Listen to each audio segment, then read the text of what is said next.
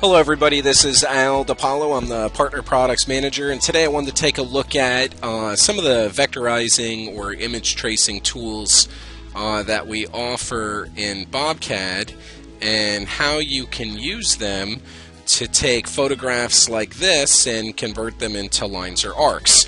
So the big question is, do you vectorize it or do you trace it? So let's look at some of the pros and cons. The first thing is you can very quickly open up an image. You just go to the Bob Art Manager and then choose Load Image, and you can pick a variety of different image files to work with.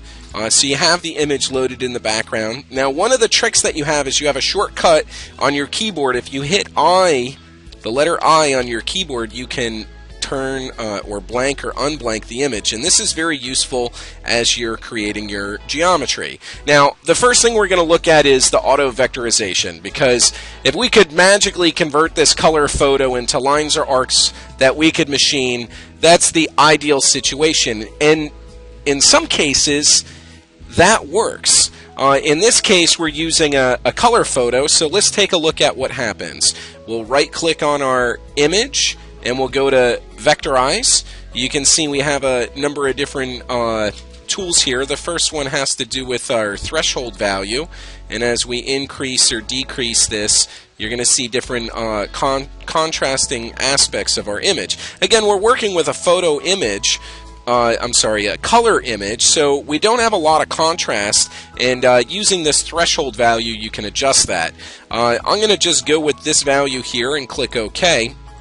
And what you'll see is we do have some geometry generated, but obviously this is not usable for what we're trying to do here. So what are our other options? Well, instead of using the auto vectorization, what we can do instead is we can just use image tracing. Now, what I recommend you use is the spline feature. We have a couple of different types of splines, but we're going to use the fit spline, which is what I prefer. And we're going to start tracing around this image. Now, as I pull my mouse around, you can see the spline comes with it, and I can just kind of click on my mouse pointer, my left mouse, as I go around this image, and I can quickly get a profile of this shape here. So you can see I'm just clicking around it, and when I'm done, I'll right click OK. So now, that was a very quick profile generated here, but you can see in some areas I'm quite a bit off the image itself. You can see that on this ear section here I'm quite a bit far away. So what can you do to dial that spline in? Well, under Utilities we have this function called Deform, and by using this feature you can actually click on the spline and you can pull the spline in or out. This is one of the easy ways where you can come in, and after you've quickly generated your profile, you can start dialing your profile in. Now, maybe you're wondering, are there any other options in order to adjust your spline? And actually there is. So let's take a look at that. What you can do is go to Selection Mode, you can select your spline, and then you can right click and choose Entity Modify. And when you do this, what you're going to see are all the control points.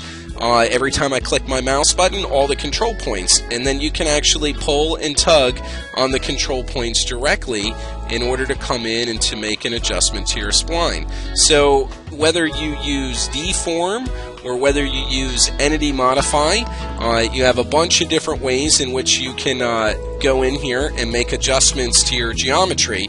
And in a future video, we'll show the process complete and actually a cut version of this, cut on a plasma cutter. So hopefully you found this information useful, and look forward to seeing you guys again. Thanks a lot.